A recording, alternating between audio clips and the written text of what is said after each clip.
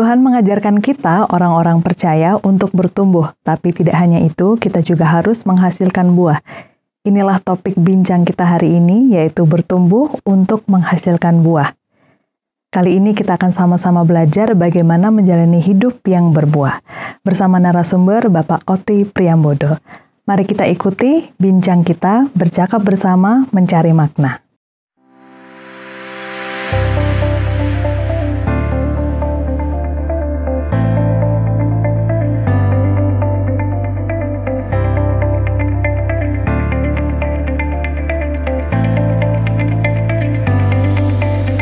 Halo Sobat Askara, ketemu lagi di bincang kita dan kali ini saya tidak sendiri, ada narasumber yaitu Bapak Oti Priambodo. Selamat datang Pak. Ya. Nih rutin ya di bincang kita. Ya. Terima kasih sudah baru kembali. Baru kali ini saya ketemu dengan Betul, baru kali ini saya memandu perbincangan yang bersama Pak Oti ya. Pak Oti ini adalah CEO atau Ketua Yayasan Terang Warta Rohani. Dan terima kasih sekali lagi Pak sudah boleh datang di bincang kita. Dan tentunya kita akan membicarakan hal-hal yang berbeda dari episode sebelumnya. Sehat-sehat ya Pak ini? Puji Tuhan, sehat-sehat. Puji Tuhan, ya. Baik. Ya kali ini topiknya adalah bertumbuh untuk menghasilkan buah. Ya, tentunya kita sebagai orang percaya ya Pak, menjadi tujuan hidup kita juga untuk bertumbuh dan menghasilkan buah. Bahkan ada, kalau sekolah minggu dulu ada lagunya kalau nggak salah ya Pak ya. Tinggal di dalamnya pastilah kau akan berbuah. Begitu ya. Nah sebelum kita lanjut mungkin kita harus menyamakan dahulu ya Pak ya. Arti dari menghasilkan buah ini apa dan mengapa itu sangat penting untuk kehidupan orang percaya. Kalau kita perhatikan dalam Efesus pasal yang ke-5 ya, ayat yang ke-8 sampai dengan ayat yang ke-10. Itu disebutkan demikian Mbak Ita. Memang dahulu kamu adalah kegelapan. Tetapi sekarang kamu adalah terang di dalam Tuhan. Sebab itu hiduplah sebagai anak-anak terang, karena terang hanya berbuahkan kebaikan dan keadilan dan kebenaran. Dan ujilah apa yang berkenan kepada Tuhan. Nah, jadi kalau kita perhatikan di sini bahwa tujuan dari keberadaan kita sebagai orang yang percaya, yaitu orang yang bertobat ya. Yaitu yang percaya kepada Yesus sebagai Tuhan dan Juru Selamat itu bahwa kita sudah menerima Dia dan kemudian setelah menerima Dia kan berarti kan kita itu dilahirkan kembali untuk apa? Untuk menghasilkan buah. Jadi bukan saja bertumbuh. Iya, jadi next levelnya lagi ya Pak ya. Sudah percaya, menerima Tuhan, bertumbuh, dan sekarang menghasilkan buah. Ya, jadi bukan saja bertumbuh, ya percaya, menerima Yesus Kristus sebagai Tuhan dan Juru Selamat, kemudian setelah itu bertumbuh dalam pengenalan akan Tuhan kan? Akan Tuhan, Setelah bertumbuh baru menghasilkan buah. Nah, karena kalau kita lihat bahwa walaupun kita bertumbuh, tetapi tanpa ada buah maka tidak ada gunanya. Tidak ada gunanya itu tadi ya Pak ya. Jadi nggak boleh berhenti hanya di bertumbuh saja gitu. Betul ya. Jadi kalau kita perhatikan bahwa hidup kekristenan itu ya kekristenan kita ya, kekristenan yang apa sudah mengalami apa perubahan hidup di dalam Kristus itu berarti kita apa mengalami apa kehidupan yang pada akhirnya dapat menghasilkan buah-buah yang disebut juga boleh dikatakan buah dari pertobatan ya. Oh begitu ya. Kan? Jadi menghasilkan buah bisa dikatakan buah dari pertobatan itu. Ya. Kalau buah dari pertobatan berarti buah yang sudah diperbarui. Ya, berbeda dengan buah-buah yang ketika kita hidup dalam kegelapan. Sudah berbeda ya, karena tadi kan kita sudah di karena dalam kita terang hidup nih, di dalam terang.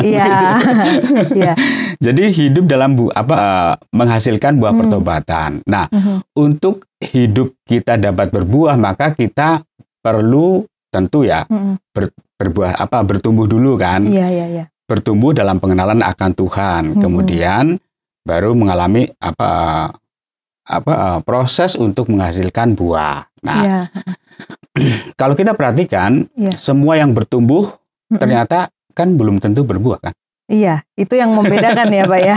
Bertumbuh sih bisa tapi belum tentu. Ada orang yang bertumbuh tetapi dia tidak berbuah. Ya, jadi artinya tujuan dari kehidupan kita adalah di saat pemberian atau pemberian yang Tuhan atau istilahnya di saat pemberian kita dan bakat atau kemampuan kita memenuhi kebutuhan orang di sekitar kita, maka disitulah kita sedang berbuah.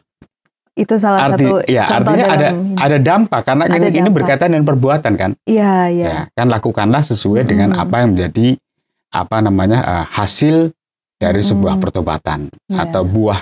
Hasilkanlah sesuai dengan buah-buah pertobatan kita. Jadi buah-buah yang sudah mengalami pembaharuan begitu Mbak Ita. Oke, yang berdampak juga ya Pak. Karena betul. Kalau kita lihat pohon bertumbuh, tapi kan buah itu yang bisa dinikmati banyak orang seperti itu ya. Makanya itu yang sangat penting untuk kita sebagai orang percaya. Sesuatu yang prinsip, karena kalau kita sudah mengenal Kristus, kemudian setelah itu kita baru mulai bertumbuh. Bertumbuh itu berarti pengenalan semakin dalam. Kemudian setelah itu baru menghasilkan buah itu. Iya.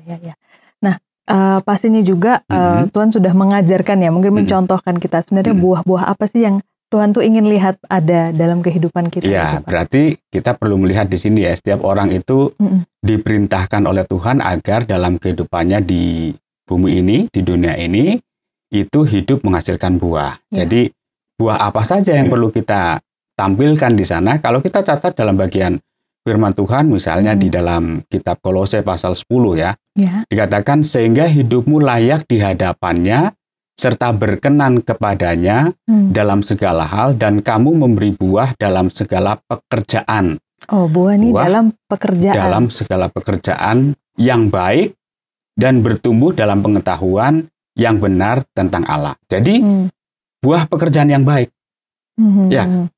Kalau kita melakukan segala sesuatu dalam kehidupan kita, kalau orientasi dan fokusnya adalah Tuhan, maka kita melakukan semuanya bukan karena kita takut pimpinan ya. Oh iya, ada juga yang seperti itu memang ya Pak ya, melakukan karena mungkin terpaksa atau karena mungkin karena target misalnya kan, target yang memang harus dikerjakan, sehingga kita harus mengerjakan dengan baik begitu kan. Tetapi kalau kita tahu bahwa apa yang kita lakukan, yang kita kerjakan itu adalah karena memang Tuhan sudah mempercayakan kita untuk melakukan secara maksimal sesuai dengan kemampuan kita, sesuai dengan karunia yang Tuhan berikan. Jadi kita melakukan segala sesuatu juga untuk pekerjaan baik. Menghasilkan buah dalam pekerjaan. Menghasilkan untuk pekerjaan baik. Kemudian selain buah pekerjaan baik juga ada buah kebenaran. Kalau kita melihat dalam 2 Korintus 2 Korintus pasal 9 ayat yang ke-10. Dikatakan, ia yang menyediakan benih bagi penabur dan roti untuk dimakan, ia juga yang akan menyediakan benih bagi kamu dan melipat gandakannya dan menumbuhkan buah-buah kebenaran. Jadi buah-buah kebenaran itu buah-buah yang kaitannya dengan kehidupan di dalam Kristus ya. Jadi yang dihasilkan ketika kita memiliki kedekatan dengan Kristus itu kan sesuatu yang sesuatu yang membawa orang kepada kebenaran. Jadi menjadikan tujuan buah kebenaran itu kita harus hidup benar. Hidup benar sesuai dengan apa yang Tuhan, apa yang firman Tuhan katakan kepada kita. Kemudian juga ada tadi kalau kita melihat ada buah pertobatan ya. Matius pasal yang ke-3 ayat yang ke-8 dikatakan, jadi hasilkanlah buah yang sesuai dengan pertobatan. Jadi menghasilkan buah yang sesuai dengan pertobatan karena hidup kita kan hidup yang sudah diperbarui kan. Kemudian setelah proses melakukan tindakan sebagai aktivitas kita sebagai orang percaya, kita juga dipenuhi oleh Roh Kudus yang memimpin kita, yang membimbing kita. Nah, kalau kita membaca dalam Galatia pasal yang ke-5 ayat yang ke 22 sampai dengan yang ke-3 di 23 disebutkan, tetapi buah roh ialah kasih, sukacita, damai sejahtera. Ya mungkin kita lebih familiar ya. Kesabaran, itu kemurahan, kebaikan, kesetiaan, kelemah lembutan dan penguasaan diri di sana. Jadi itu yang disebut dengan buah yang Tuhan mau. Yang dalam kehidupan kita sesuai dengan status kita yang bukan lagi sebagai manusia dalam kegelapan, tetapi sebagai manusia yang hidup dalam terang. Itu yang harus dibedakan ya Pak ya. Kita menyadari bahwa kita ini sudah hidup dalam terang karena Tuhan, maka ya kita harus menghasilkan buah-buah itu tadi ya Pak ya. Mungkin setelah buah pertobatan mungkin ada lagi Pak? Ya, tadi yang disebut dengan ada buah Roh Kudus ya. Oh iya, buah Roh Kudus. Jadi ada buah Roh Kudus yang disebutkan tadi, hal-hal yang berkaitan dengan boleh dikatakan itu sebagai bagian dari tanda bahwa orang-orang itu yang percaya kepada Kristus itu kan hidup di dalam kasih. Ada kasih, kemudian ada juga sukacita, kemudian ada juga damai sejahtera. Ya, orang hidup di dalam Kristus kan hidup ya penuh kasih karena dasar dari apa yang sudah dilakukan oleh Allah pada kita kan kasih. Kasih ya. Karena kasih, karena Allah sudah mengasihi kita, maka kita juga mengasihi. Ya, karena Allah sudah mengampuni kita, maka kita juga harus mengampuni. Mengasihi, mengampuni sesama pada Allah juga. Kemudian hidup penuh dengan sukacita. Kalau hidup kita di dalam terang kan pasti kan ada sukacita. Iya. Kan? Harusnya ya Pak ya.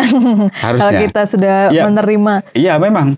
Tapi artinya bagaimanapun logikanya ya. Iya. Kalau kita sudah menerima sesuatu yang berharga dalam hidup kita kan pasti kita penuh dengan sukacita. Apalagi kalau kita memiliki hubungan yang akrab dengan Tuhan kan berarti kan kita penuh dengan kedamaian.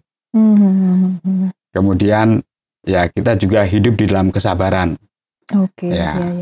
Kemudian kesabaran itu ya berkaitan dengan segala sesuatu yang dilakukan oleh orang percaya ketika kita mengalami mungkin penderitaan kita akan hidup dengan penuh dengan kesabaran. Kesabaran itu dalam pengertian yang lain itu menderita secara panjang ya. Itu kan ada istilah long suffering ya. Itu kan penderitaan yang panjang. Jadi orang yang sabar itu orang yang sudah tahan dalam penderitaan tetapi cukup panjang. Makanya disebut sabar. Ya itu yang harus menjadi tujuan juga. Kemudian ada kemurahan, kemudian kebaikan. Jadi hal-hal seperti itu yang menjadi ciri atau tanda bahkan buah-buah yang kelihatan ketika kita hadir di dalam dunia ini. Sebagai murid Kristus, sebagai orang percaya. Dirasakan sekitar karena terang itu tadi ya Pak ya, terang penuh dengan kesetiaan, kelemah lembutan dan juga dipenuhi dengan penguasaan diri. Iya, jadi banyak sekali ada kasih, damai sejahtera, kemurahan, kesabaran. Sebenarnya juga hal-hal yang sangat dekat dengan sehari-hari kita yang harus dipraktekkan. Karena itu kan bagaimanapun sesuatu yang tidak bisa dilepaskan dalam kehidupan kita, dalam kontak kita dengan sesama kita ya. Ya khususnya memang dengan orang yang lebih dekat dengan kita lah, nggak usah jauh-jauh. Dimana kita juga harus menerapkan kasih juga kepada mungkin suami, istri, atau anak-anak, orang yang di sekitar kita, pembantu yang ada di rumah kita, tetangga kita. Kemudian menunjukkan sifat-sifat tadi ya, sukacita, damai sejahtera, dan lain sebagainya. Itu Mbak Ita. Ya Pak, jadi tadi kita sudah belajar, mengetahui ya, jadi ini loh buah-buah yang Tuhan ingin Tuhan ingin lihat dalam kehidupan kita. Nah sekarang mungkin untuk kesehariannya nih Pak, kan pasti ada usaha, ada apa sih yang harus kita lakukan untuk menghasilkan buah, untuk menjalani hidup yang berbuah itu tadi Pak? Ya, cara menghasilkan buah ya. Jadi begini, kalau kita lihat bahwa tujuan itu akan memberikan alasan bagi kita untuk melakukan dengan semangat setiap setiap harinya agar menghasilkan buah. Artinya bagaimana kita dapat menghasilkan buah? Ya, untuk bisa menghasilkan buah dalam kehidupan kita, memang kita harus fokus. Kemudian juga harus selaras. Fokus, selaras, dan juga setia. Nah, ini ada tiga kata kunci. Fokus dalam pengertian di sini saya coba untuk mengangkat dari Mazmur ya. Mazmur pasal 1 ayat 1 sampai dengan yang ketiga. Dikatakan demikian, berbahagialah orang yang tidak berjalan menurut nasihat orang fasik, yang tidak berdiri di jalan orang berdosa, dan yang tidak duduk dalam kumpulan pencemooh. Tetapi yang kesukaannya ialah Taurat Tuhan, dan yang merenungkan Taurat itu siang dan malam. ia seperti pohon yang ditanam di tepi aliran air, yang menghasilkan buahnya pada musimnya, dan yang tidak layu daunnya. Apa saja yang dibuatnya berhasil. Wah, nah, itu tadi ya ini dalam Mazmur ya. Mazmur pasal 1 ayat 1 sampai dengan yang ketiga. Nah, fokus ini berarti apa? Fokus itu berarti bahwa kita sudah melupakan apa yang ada di belakang kita. Oh ya. Nah, tadi kan kita kan sebagai orang yang sudah hidup dalam terang. Harusnya meninggalkan lah ya yang sudah dari gelap. Dulu kan gelap ya. Iya, betul Pak. Hidup sudah berada dalam pertobatan. Ya. Dan hidup itu mengikuti apa yang menjadi status kita yang sebenarnya sebagai anak-anak terang. Nah, jadi melupakan apa yang sudah di belakang kita. Tetapi kita melupakan, tidak hanya berhenti di sini. Tetapi kita mengarahkan diri dengan apa yang ada di depan kita. Iya. Jadi tidak hanya meninggalkan itu, tapi maju begitu ya, Pak. Fokus. Jadi, karena kita sudah ada dalam diri, terang gitu. Ya, apa yang ada di depan, berlari-lari kepada tujuan. Tujuannya adalah Allah kita. Kan, fokus pada tujuan. Ya, fokus kepada tujuan itu, pada Allah yang sudah memanggil kita. Kita lihat juga bahwa kita memang proses untuk sampai kepada kesempurnaan. Karena itu kita tidak sempurna, tetapi Allah ingin supaya kita menjadi sempurna sama seperti Bapa yang di surga adalah sempurna kan. Sesuai artinya kita proses rupa, kan. Nah, dan disinilah kita menuju kepada sebuah pertumbuhan, tetapi juga menghasilkan buah. Kalau tadi ketika kita berbicara tentang melupakan apa yang ada di belakang kita, kemudian mengarahkan diri apa yang ada di depan kita untuk memperoleh tujuan kepada Allah itu dalam kitab Filipi, Mbak Ita. Filipi pasal yang ketiga, ayat yang ke-13 sampai dengan yang ke-14. Nah, kalau kita perhatikan adalah sebuah pilihan atau sebuah keputusan kita untuk mau hidup berfokus kepada Tuhan atau berfokus kepada diri kita sendiri. Kita selalu punya pilihan.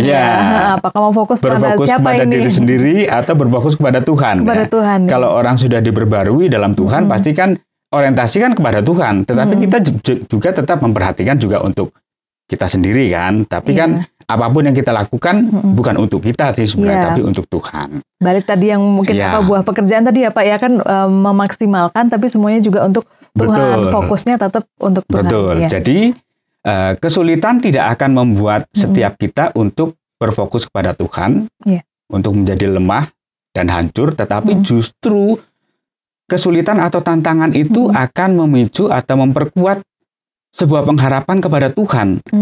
Sehingga kesulitan itu menjadi salah satu faktor untuk kita mengalami sebuah pertumbuhan secara rohani. Jadi harusnya nggak dihindari ya Pak ya. Maksudnya jangan ditakuti seperti itu ya kalau ada kesulitan. Kan maunya kan kita menghindari kan. Tetapi Tuhan mau kita supaya kita berusaha untuk melewati bersama-sama dengan Tuhan. Tetap fokus pada ada yang mengatakan sekalipun istilahnya sekalipun saya berada di neraka, tetapi kalau bersama dengan Tuhan kita tidak akan pernah merasakan neraka itu sesuatu yang seperti apa, mungkin penderitaannya. Betul. Artinya sekalipun kita menderita, mungkin berada dalam situasi yang sudah tidak mungkin lagi, tapi kalau bersama dengan Tuhan pasti Tuhan akan menolong kita, akan memimpin kita. Jadi itulah yang bisa kita lakukan, Mbak Ita. Yang pertama fokus itu tadi tinggal di dalam Tuhan yang sudah membawa kita dalam terang ini gitu. Betul. Jadi kita perlu meluangkan waktu. Tentu kita perlu untuk meluangkan waktu dalam kehidupan kita untuk senantiasa mengambil kesempatan datang pada Tuhan, memohon pada Tuhan, memohon bimbingannya untuk hidup setiap hari dan kita sesuai dengan maksud dan rencananya. Artinya sesuai dengan apa yang Tuhan mau ya fokus itu. Oke, Pak. Nah, kemudian yang tadi selaras Pak, sekarang fokus kan tadi Mazmur 1 ayat 1 sampai dengan yang ketiga kan. Kemudian yang selaras dalam kitab Yohanes pasal yang ke-15 ayat yang ke-5 dikatakan barang siapa tinggal di dalam aku dan aku tinggal di dalam dia, ia berbuah banyak. Nah, itu yang tadi kayak lagu itu tadi ya Pak, Yesus pokok anggur itu tadi ya. Jadi artinya selaras. Kalau hidup kita itu tinggal di dalam dia, kemudian dia bersama-sama dan kita tinggal di dalam kita, kan pasti kan kita selaras kan. Nah, setiap orang yang mengingini atau memiliki kerinduan untuk fokus kepada Tuhan, pasti akan selalu mencoba untuk menyelaraskan diri dengan apa yang menjadi janji Tuhan. Gitu? Iya. Seperti kita lihat, kalau kita membaca dalam kitab Yosua ya, Yosua pasal yang ke-14 ayat yang ke-9, pada waktu itu Musa bersumpah, katanya, sesungguhnya tanah yang dijanjikan oleh kakimu itu akan menjadi milik pusakamu dan anak-anakmu sampai selama-lamanya, sebab engkau tetap mengikuti Tuhan Allahku dengan sepenuh hati. Nah, sepenuh hati itu dalam pengertian di sini adalah selaras. Jadi kalau hidup kita itu selaras dengan apa yang Tuhan mau, maka kita pasti di sana akan menghasilkan sesuatu yang buah-buah yang kelihatan. Iya, karena sudah itu tadi, saya aku di dalam dia, dia di dalam aku ya. Nah. Jadi kita lihat di sini bagaimana dalam Perjanjian Lama juga mencontohkan tentang orang-orang yang hidupnya selaras dengan apa yang Tuhan mau. Misalnya Yosua, kemudian Kaleb ya. Kaleb yang senantiasa setia dan melihat bahwa segala sesuatu itu dipandang dari sudut pandang Allah. Iya. Yang fokus tadi. Iya, jadi apapun yang kita lakukan gitu, karena kita setelah fokus baru itu selaras. Nah, setelah itu hidup dalam kesetiaan. Nah, kalau kita berbicara tentang setia itu kita lihat dalam Matius pasal yang ke-24 ayat 46. Dikatakan di sana, berbahagialah hamba yang didapati tuannya melakukan tugasnya itu ketika tuannya itu datang. Artinya dia didapati tuannya melakukan tugasnya.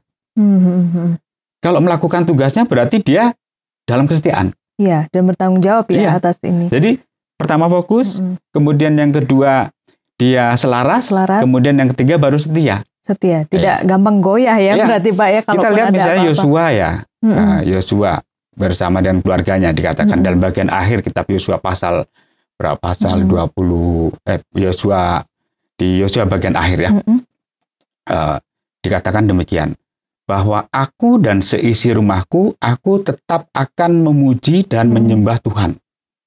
Walaupun bangsa Israel sudah tidak memuji lagi. Ya, dalam keadaan apapun itu yang kunci kesetiaan. Jadi artinya dia setia. Ya. Kadang orang sudah sedia, tapi kan tidak setia. Belum tentu setia. Justru yang paling diuji itu tadi ya Pak ya. Iya, betul. Kesetiaan itu gitu. Jadi kita lihat kalau kita perhatikan di sini Tuhan Yesus datang hanya untuk umatnya yang mau setia untuk mengerjakan kehendaknya. Jadi umat yang setialah yang menjadi pusat perhatian Tuhan. Kalau kita perhatikan hamba yang setia adalah orang yang didapatinya Tuhan, yang didapati oleh tuannya, bahwa dia sedang melakukan tugasnya. Melakukan tugas-tugasnya saat tuannya datang. Sedang melakukan tugasnya. Artinya kalau dia sedang melakukan tugasnya, berarti dia hidup, dia juga tetap fokus di sana. Dia juga tetap mengikuti apa yang menjadi kehendak Tuhan selaras dengan firman-Nya. Dan juga dia didapati sedang dalam kesetiaan. Jadi Tuhan datang bukan untuk orang yang malas ya. Iya. Atau orang yang hanya terima apa adanya begitu ya, seadanya gitu ya Pak. Jadi Tuhan datang itu bukan untuk orang yang malas, kemudian ya karena kita tahu bahwa orang yang malas itu tidak akan menghasilkan buah. Ya kan? Iya, betul Pak. Kalau kita hidup malas, pasti kan kita tidak dapat menghasilkan buah kan? Iya. Kalau misalnya kita punya taman lah di depan, misalnya ada buah apa yang perlu disiram gitu kan, atau tanaman perlu disiram. Kan harus ada kelihatan, usahanya, ada usaha untuk merawat. Tapi kalau malas otomatis ya mungkin dia akan berbuah, tidak akan berbuah, atau mungkin juga berbuah tapi kecil. Iya, betul Pak. Jadi yang membedakan itu ya bertumbuh dan menghasilkan buah itu tadi. Jadi orang yang benar itu terus produktif ya, produktif di dalam Tuhan. Nah, bahkan pada masa tua pun mereka masih tetap berbuah. Kalau kita membaca dalam kitab Mazmur ya, dalam kitab Mazmur, jadi Mazmur 92 ayat 14 sampai dengan yang ke-16. Keadaan orang yang sampai akhirnya dia masih tetap setia, bahkan bekerja, boleh dikatakan tidak malas. Pada masa tua pun mereka akan berbuah menjadi gemuk atau subur dan segar untuk memberitakan bahwa Tuhan itu adalah benar. Jadi ini memang untuk harus sepanjang hidup kita, gitu ya. Namanya menghasilkan buah bukan hanya musim-musiman ya. Kalau misalnya jadi buah-buahan. Harus fokus. Iya. Itu fokus. Tadi yang membedakan bertumbuh dan menghasilkan buah. Betul, fokus. Kemudian selaras. Dan setia. Ini yang penting dan susah juga ya Pak untuk menjadi setia itu ya. Kayaknya tuh tantangan gitu. Betul. Nah, tadi kita sudah sedikit melihat gitu ya, bagaimana caranya gitu kan untuk sehari-hari apa yang harus dilakukan. Nah, mungkin itu secara pribadi begitu ya Pak. Okay. Tapi apakah mungkin juga kita tuh bertumbuh menghasilkan buah tapi di dalam persekutuan begitu Pak? Sekarang konteksnya sebagai persekutuan ya. Sebagai kita bagian dari persekutuan. Ada satu bagian yang menarik dalam kitab Roma ya Mbak Ita ya. Dalam kitab Roma pasal yang ke-15 ayat yang ke-7 disebutkan demikian. Sebab itu terimalah satu akan yang lain sama seperti Kristus juga telah menerima kita. Ya, sebab itu terimalah satu akan yang lain sama seperti Kristus telah menerima kita untuk kemuliaan Allah. Untuk kemuliaan Allah. Jadi sebab itu terimalah satu akan yang lain sama seperti Kristus juga telah menerima kita untuk kemuliaan Allah. Jadi kalau kita di sini, ini merupakan sebuah prinsip bagaimana memelihara sebuah persekutuan yang sejati. Prinsipnya apa? Untuk bisa memelihara sebuah persekutuan itu di sana harus menerima satu akan yang lain. Bagaimana kita bisa menerima satu akan yang lain? Ya tadi kita menyadari bahwa hidup kita ini kan hidup yang sudah tebus oleh Tuhan. Hidup yang sudah diambil oleh Tuhan dari kegelapan menuju pada sesuatu yang terang. Ya. Nah, otomatis kan di sana kan kita mengalami sebuah proses kan, proses perubahan dalam kehidupan kita. Kita belajar untuk di sana menghasilkan kehidupan yang penuh kasih, damai sejahtera. Ya, menghasilkan buah-buah itu tadi ya dalam persekutuan. Dalam persekutuan. Jadi kalau kita istilahnya hidup di dalam Kristus, berarti kita belajar juga untuk bisa menerima satu akan yang lain. Kenapa? Ya dasarnya adalah karena Kristus sudah menerima kita. Ya, tadi kan, juga terimalah satu akan yang lain sama seperti Kristus yang sudah menerima kita. Nah, kalau Kristus saja sudah mengasihi kita, kan kita kan harus mengasihi. Kristus sudah menerima kita, ya kita juga harus menerima mereka dong. Ya. Dalam kondisi apapun. Dalam keadaan apapun, dalam situasi mungkin suka dan duka, kemudian dalam kondisi fisik yang mungkin kita merasa tidak nyaman dan sebagainya, kita harus menerima kita. Kita belajar untuk memahami bahwa Tuhan itu memiliki sebuah rencana yang besar dalam setiap kehidupan kita. Pertama juga pasti untuk membentuk kita kan. Yeah. Kemudian yang kedua kan juga supaya nama Tuhan dimuliakan. Nah kalau kita di sini untuk memelihara sebuah persekutuan ya menerima satu akan yang lain. Kemudian dasarnya adalah bagaimana atau landasannya adalah bagaimana Kristus sudah menerima kita. Dan tujuannya untuk apa? Tujuannya bukan untuk kita. Supaya apa? Supaya Allah dimuliakan. Nah ini satu bagian firman Tuhan dalam kitab Roma ini sebenarnya memiliki satu dasar yang kuat bagaimana supaya kehidupan kita bisa mengaplikasikan apa yang menjadi status kita sebagai orang percaya dalam sebuah persekutuan. Dalam sebuah persekutuan. Jadi tidak hanya menjadi tujuan kita pribadi begitu ya, tapi dalam persekutuan kita juga menerima gitu orang-orang di sekitar kita. Jadi kalau kita sudah menerima satu akan lain kan kita sama seperti Kristus sudah menerima kita. Kan kalau Kristus sudah menerima kita ya kita sudah tinggal ngikutin apa yang menjadi perintah kita. Kalau memang kita fokusnya kepada apa yang Tuhan mau kan berarti kan kita harus ngikutin.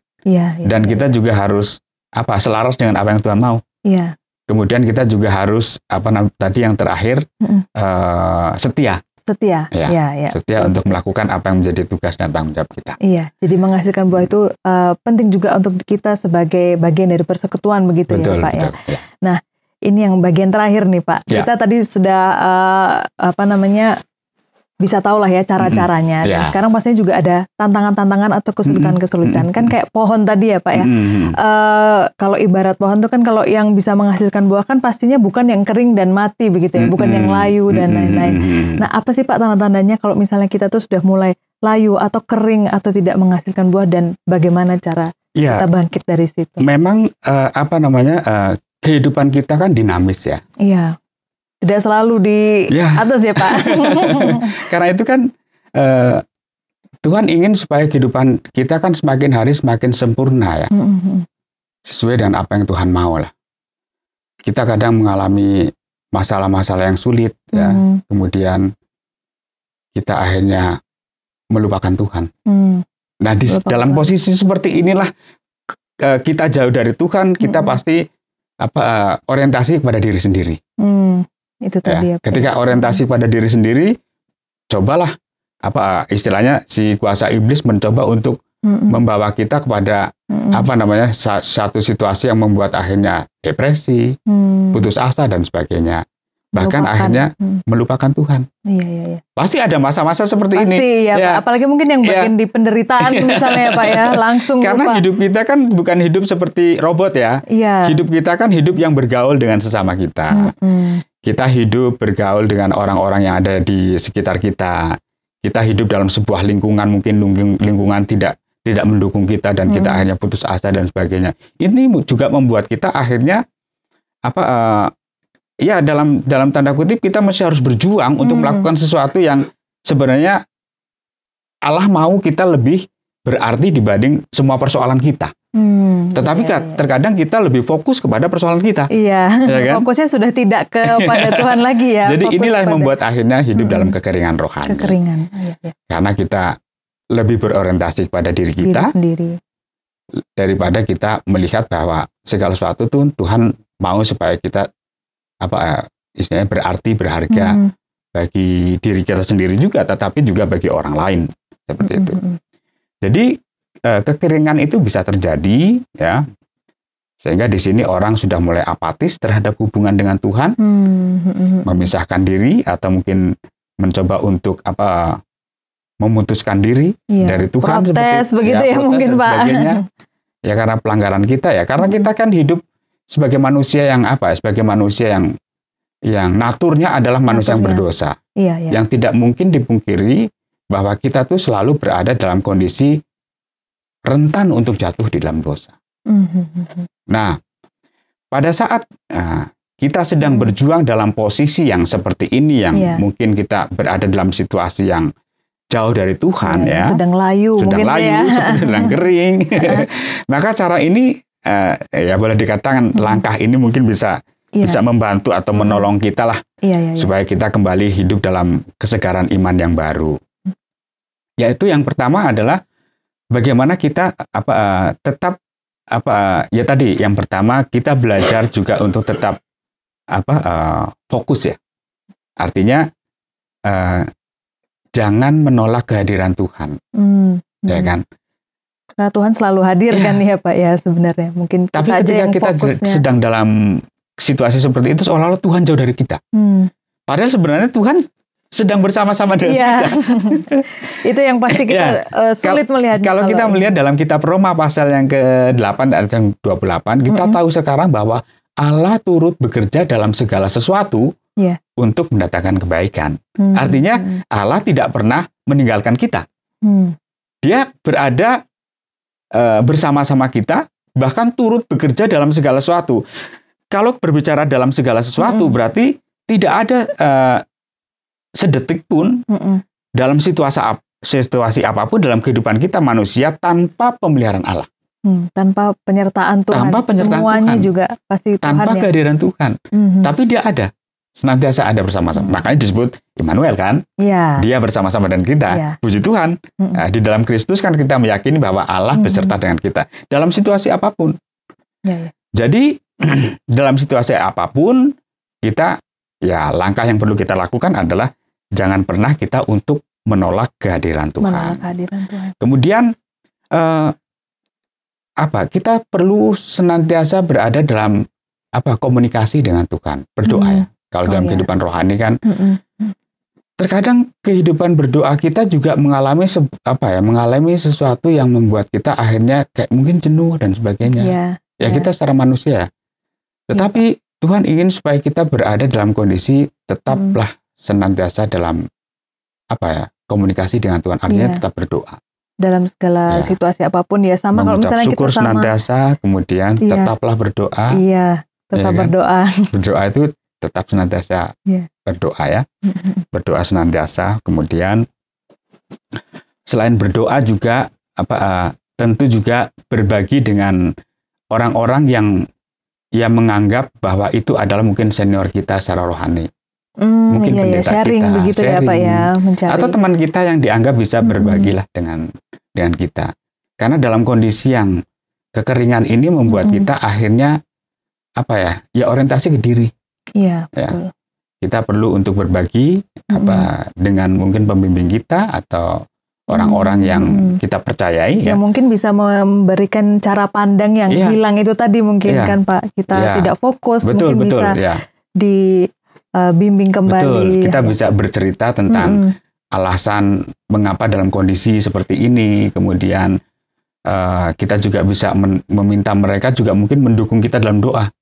Ada kalanya kita juga perlu penguatan kan. Iya. Penguatan supaya kita juga diteguhkan seperti itu. Iya. Ya, ini sesuatu yang penting. Kemudian yang keempat, yang berikutnya adalah tetap ikut dalam sebuah persekutuan atau ibadah.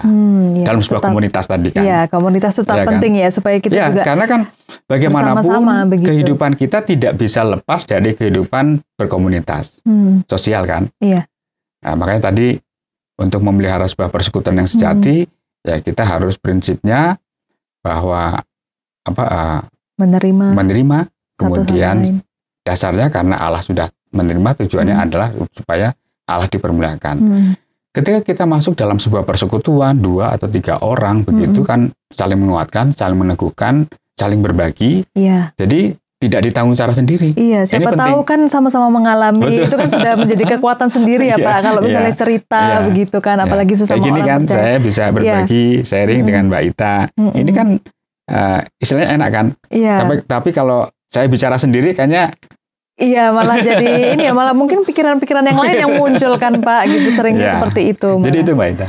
Iya, jadi banyak sekali hal yang bisa kita lakukan sebenarnya gitu. Dan sebenarnya Tuhan ingin juga kita terus berjuang begitu. Yang membedakan dari kita dari bertumbuh tadi untuk menghasilkan buah tuh banyak hal yang harus kita memang usahakan. Tapi juga jangan khawatir bahwa Tuhan juga selalu ada begitu ya Pak. Nah, mungkin dari Pak Oti ada mungkin kesimpulan Pak atau mungkin secara singkat yang bisa disampaikan. Ya, kalau kita melihat di sini berbicara tentang bertumbuh dan berbuah kita perlu memandang kepada Tuhan dalam segala hal. Menyelaraskan diri dengan rencana Tuhan dalam semua perencanaan kita, dan tentu dengan setia melakukan apa yang menjadi kehendak-Nya sesuai dengan panggilan Tuhan, sehingga kita akhirnya menjadi orang-orang yang juga bertumbuh, tetapi juga pada akhirnya menghasilkan buah. Karena kita melakukan sesuai dengan selaras dengan apa yang Tuhan mau, tetapi juga kita hidup dalam kesetiaan kepadanya. Saya pikir hal-hal seperti itu yang menjadi landasan bagi kita sehingga kita bisa bertumbuh tetapi juga menghasilkan buah. Iya. Terima kasih banyak Pak Oti ya, mungkin bisa nancep begitu ya bahwa kita harus fokus dan hidup selaras dan juga setia untuk menghasilkan buah. Terima kasih banyak Pak Oti sudah bergabung di bincang kita dan sudah sharing juga yang pastinya juga Sobat Askara bisa belajar banyak pada hari ini. Baik Sobat Askara, terima kasih sudah bergabung dengan bincang kita dan pastinya di episode selanjutnya kita ketemu lagi dengan topik yang lain. Terima kasih, Tuhan memberkati.